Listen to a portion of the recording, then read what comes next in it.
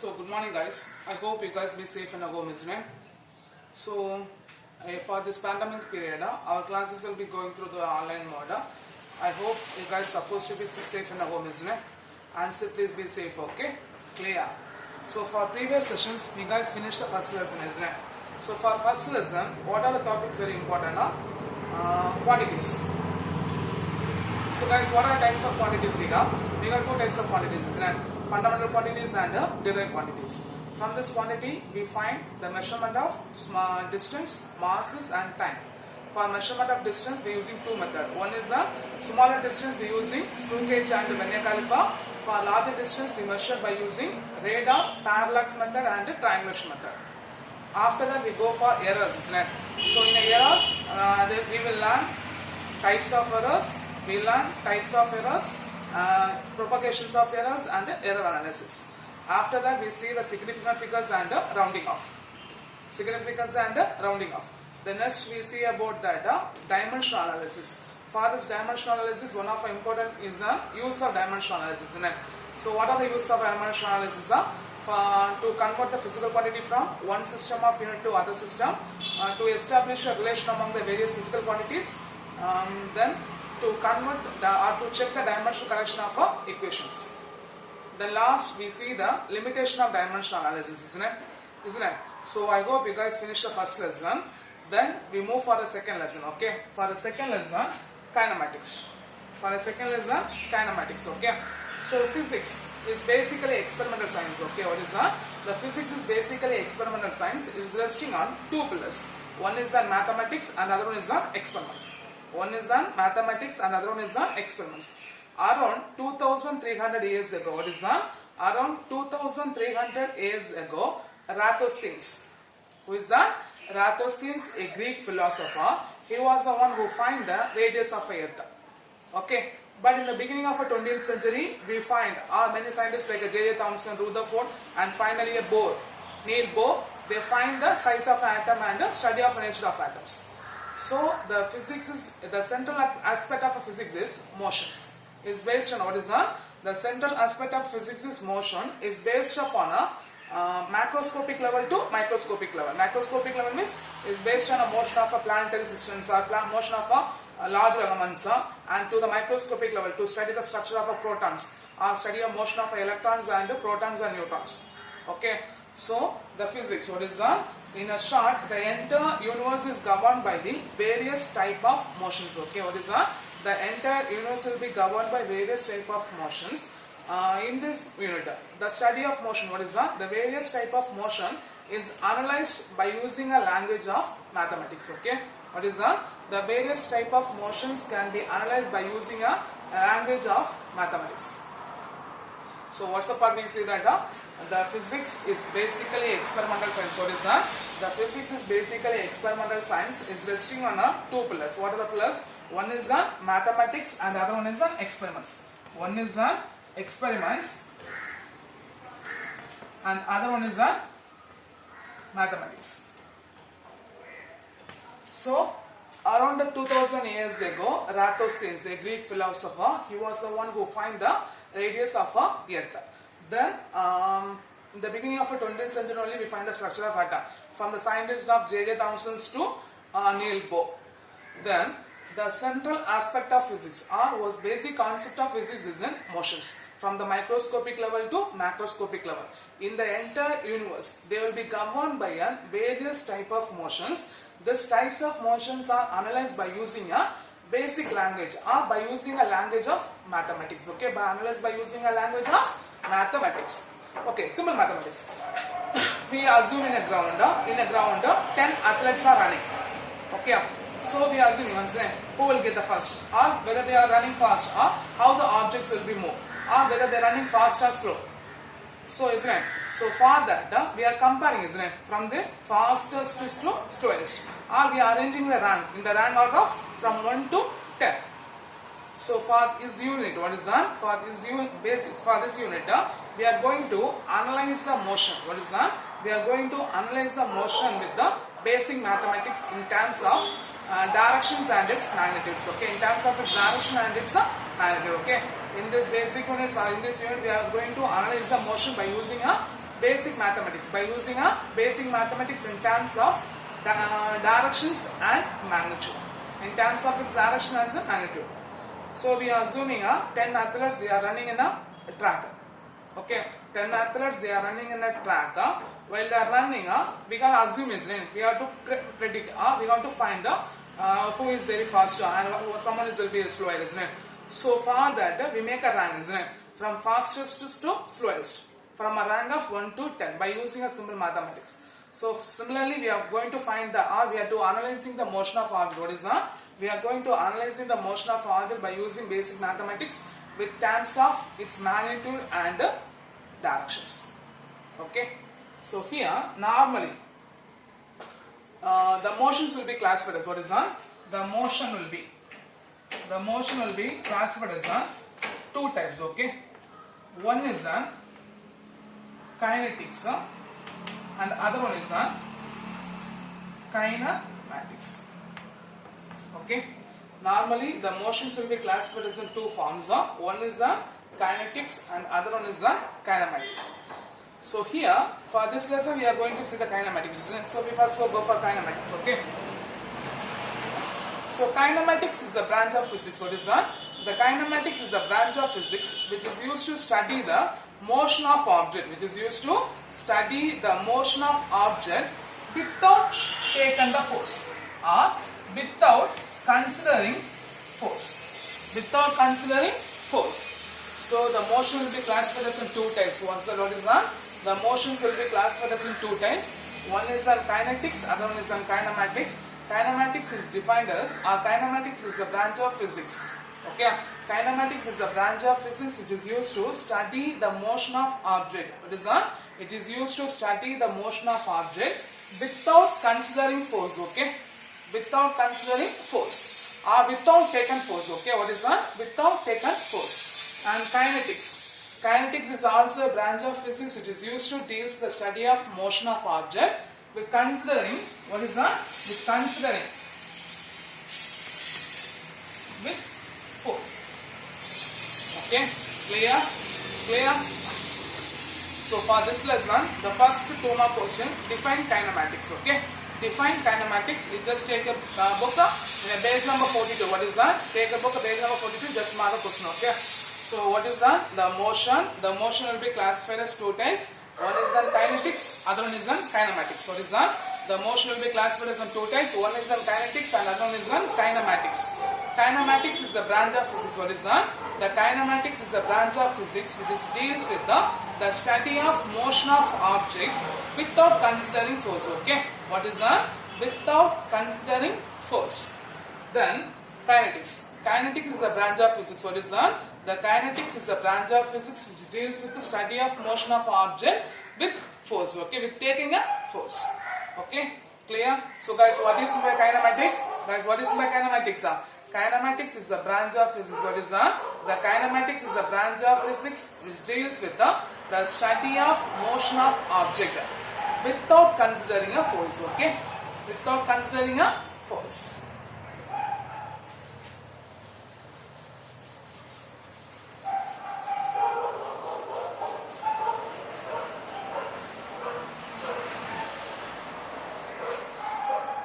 The next one is the concept of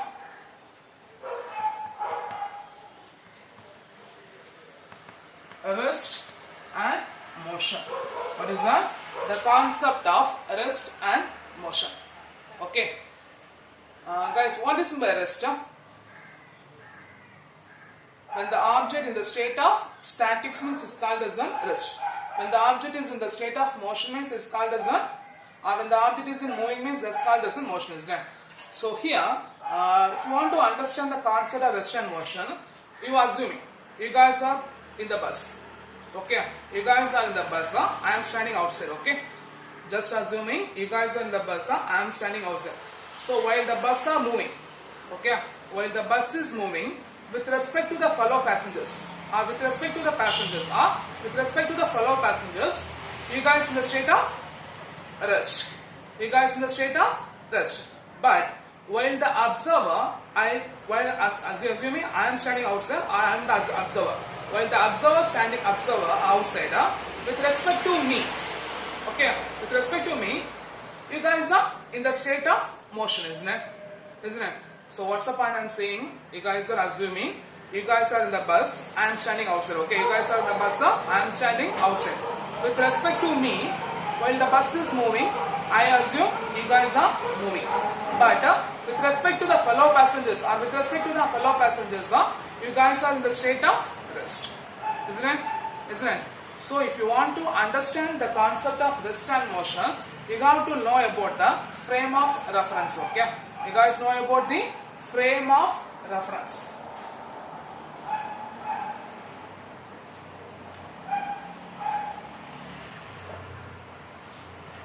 So once again I am saying, just assuming you guys in this bus, I am standing outside, okay? So while the bus will be moving, with respect to the fellow passengers, you guys in the state of rest. But while I am standing outside, with respect to me, you guys are in motion. So if you want to understand the concept of rest and motion, you got to know about the frame of reference, okay? You got to know about the frame of reference. So imagine a coordinate system. Coordinate system is x, y, z. Okay, imagine a coordinate system. Then the position of an object can be, what is that? The position of an object is described with respect to this coordinate system. Then it is called as a frame of reference. What is that?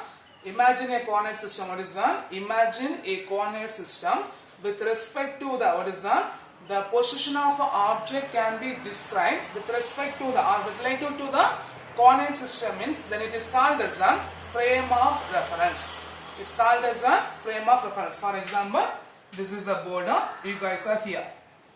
Okay, so I make an axis. This will be x, this will be y, this will be z. So by using the axis, what is that? By using the coordinate system, what is that? By using the coordinate system, the position of an object is described. What is that? By using the coordinate system, the position of an object is described, means then it is called as a frame of reference. Okay, clear? So guys, what is in the frame of reference? We just imagine a coordinate system. Then the position of an object, what is that? The position of an object is described by this coordinate system. Means what is that? The position of an object is described by this coordinate system, means then it is called as a frame of reference.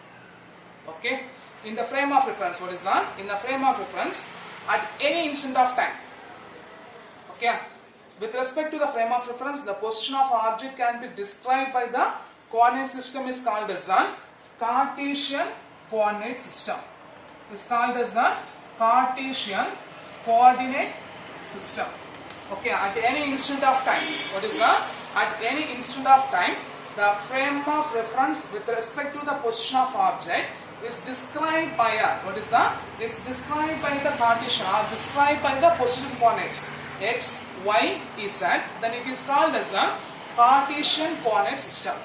Then it is called as a Cartesian coordinate system. Okay. So guys, what is my frame of reference? We just imagine the coordinates.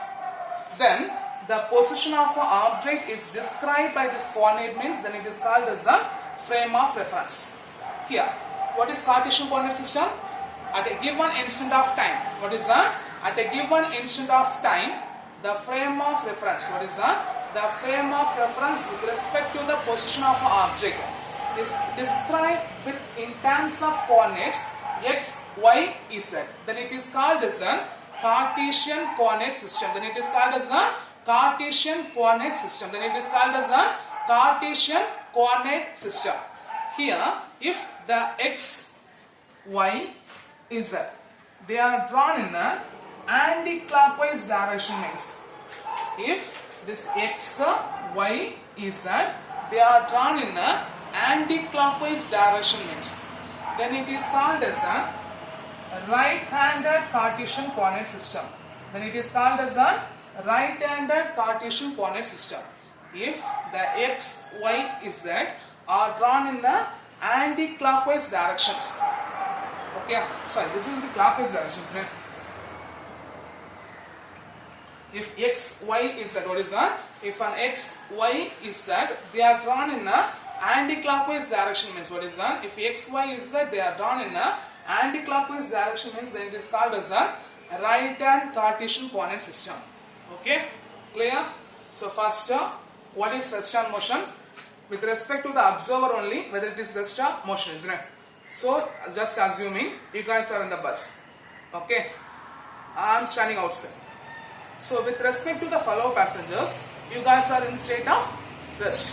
But I am standing outside while the bus is moving. With respect to the fellow passengers, you guys in the state of rest. But while I am standing outside, with respect to me, you guys are in the state of motion. What is that? You guys in the state of motions. You guys are in the state of motion. Okay? You guys are in the state of motion.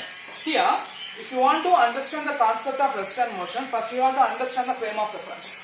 So guys, what is in the frame of reference? So we imagine the coordinates. What is that? We imagine the coordinates and the position of an object described by this coordinates means then it is called as a frame of reference. What is that? We imagine the coordinates, then the position of an object will be described by this coordinates means then it is called as a frame of reference. It's called as a frame of reference. Okay, it's called as a frame of reference. Then, what is Cartesian coordinate system? At any instant of time, the frame of reference with respect to the position of object is described by the coordinates x, y, z means then it is called as a Cartesian coordinate system. Then it is called as a Cartesian coordinate system. Then, what is right-handed Cartesian coordinates? Okay, what is right-handed Cartesian coordinates? If the coordinates x, y, z which is expressed in anti-clockwise direction means what is that? If it will be expressed in anti-clockwise direction means then it is called as a then it is called as a right-handed Cartesian coordinate system. Right-handed Cartesian coordinate system. You just see the figure 2.4. Okay.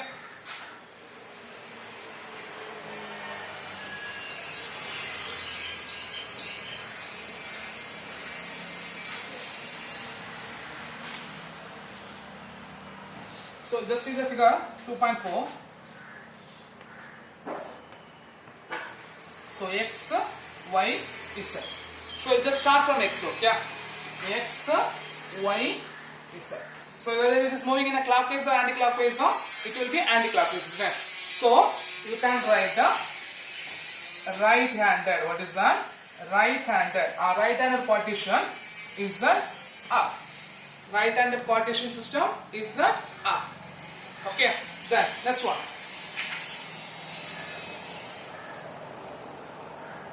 X, y, z. So what I said, you got to start from x, isn't it? So just write x, y, z. So it is moving in a clockwise direction, isn't it? So you can write the left-hander z up. We can call this a left-hander z up. So just imagine this figure x, y, z. So we just turn from x to z up. So it is moving in an anti-clockwise direction. So if it is moving in an anti-clockwise direction means it's called as a right-handed Cartesian coordinate, isn't it? So it's called as a right-hander z up. Here x, y, z. So we just draw from a x. Okay, x, y, z. Just draw a line from x to z up. So x, y, z. So it is moving in a clockwise. So if it is anti-clockwise means it is called as a right-hander. If it is a clockwise means we call as a left-hander Cartesian coordinate. So left-hander is that up. Okay. Left-hander is a up. Clear? Clear? Clear? Then next one. Just see the next one.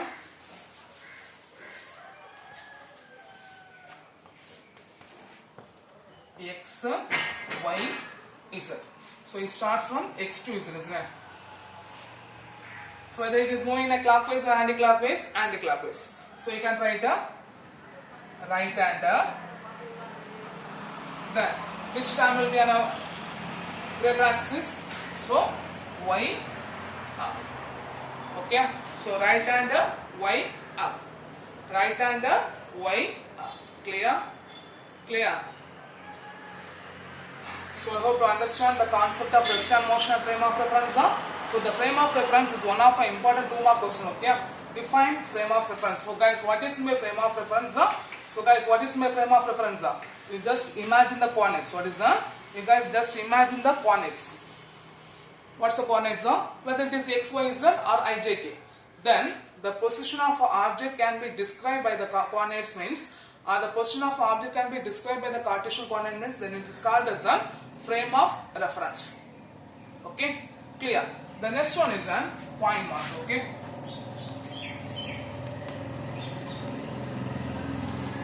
So the point mass means what is that? The point mass. The equation of motion of an object, what is that? The equation of motion of an object for the finite mass. Finite mass means if you want to find the structure of Earth, or if you want to find the distance between the sun to Earth. So that's a finite distance, isn't it? So if you want to find the distance of what is that? If you want to find the distance of a finite object means, or finite distances means, the point mass will be very important, very useful, and also they will be very required. Okay, the point mass is required and very useful. So the entire mass of an object, okay, what is that? The entire mass of an object is assumed to be concentrated at a point. What is that? The entire mass of an object is assumed to be concentrated at a point. Okay, that's called as a point mass. That's called as a point mass. Okay, what is point mass? If you want to understand if you want to understand or to explain the motion of an object with a finite distance or with the finite masses means, the point masses will be very useful and required. Okay, so the entire mass of an object is assumed to be concentrated at one particular point. What is that? The entire mass of an object is assumed to be concentrated at a particular point means, that's called as a point mass. It has no internal structure and shape and size and shape. Okay, what is that? It has no internal structure. What is that? It has no internal structure like a shape and structure or shape and size. But even though there will be really point mass does not exist, we simplify using for the calculation. For example, if you want to measure the distance between sun to earth, okay, if you want to measure the distance between sun to earth, how you guys calculate it? We just make a point. This is sun and this is earth, isn't it? So here the entire mass of a sun will be assumed at the concentrated on particular point, isn't it? This point is called as a point mass. This point is called as a point mass. Okay. So if you want to measure the distance between, if you want to measure the distance of object for the finite mass, then we are using a point mass. So define point mass means, what's the point you have to write down? The entire mass of an object is assumed to be concentrated at a particular point is called as a point mass. It has no internal structure like a size and shape. It has no internal structure like a size and shape. Then mathematically a point is a finite mass with the 0 dimensions. Okay, what is that? Mathematically we can simply say that the point mass is a finite mass with the 0 dimensions. Then examples means, if you want to measure the motion of air with respect to the sun, we are using a point mass. Then if you want to measure the irregular object, what is that? If you are throwing an irregular object like a stone or something you have to throw, if you want to measure the distance means using a point, isn't it? The point is called as a point mass. Okay, clear? The last one is types of motions. What is that? Types of motions. So basically we have 4 types of motions. Okay. Okay. So what are types of motion means?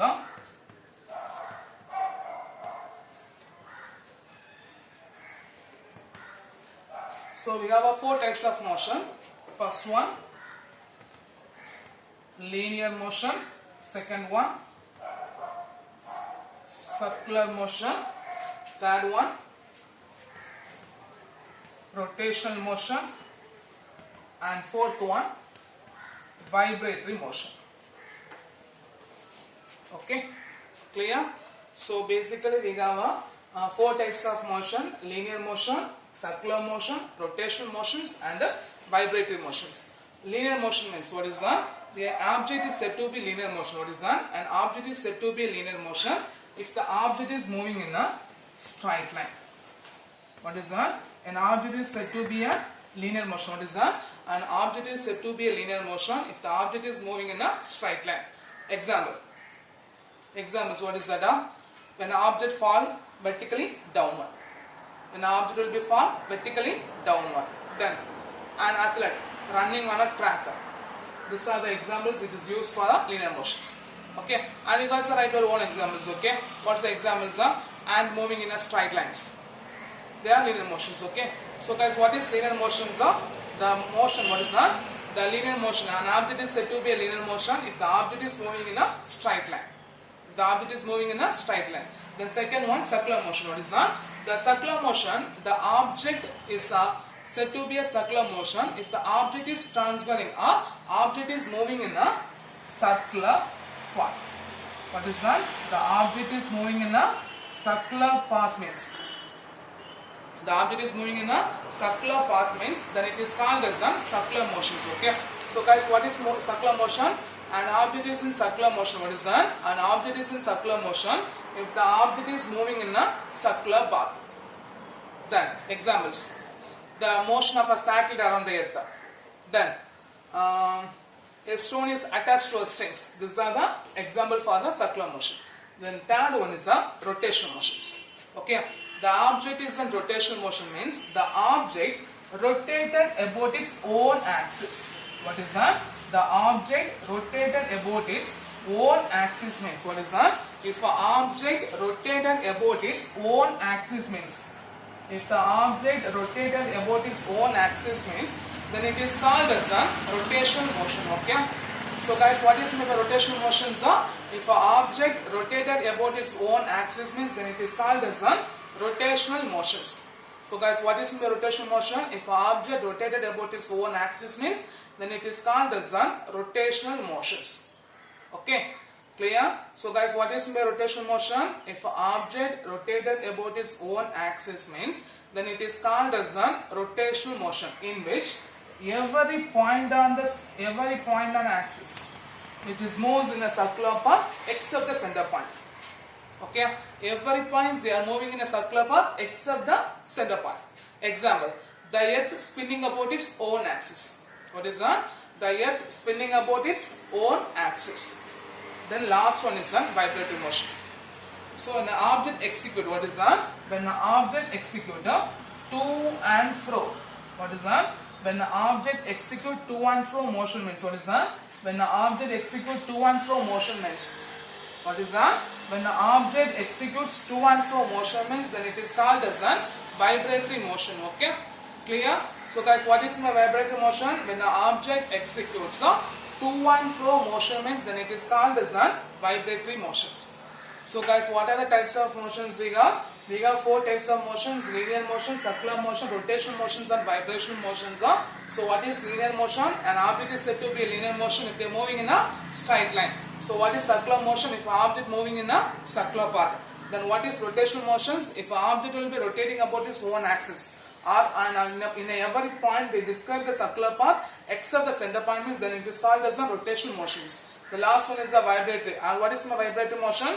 If an object moving to and fro motion, or if an object executes the to and fro motion is that is called as the vibratory motions. Okay, clear? So for this sessions, what are the questions we learned? Define kinetics, one of our important 2 mark question. Then define frame of reference. What is Cartesian coordinate system? What is right-handed Cartesian coordinate system? Okay, then define point mass. The last one, explain the types of motions. Okay, clear? So I hope you guys understand these sessions, and thank you guys.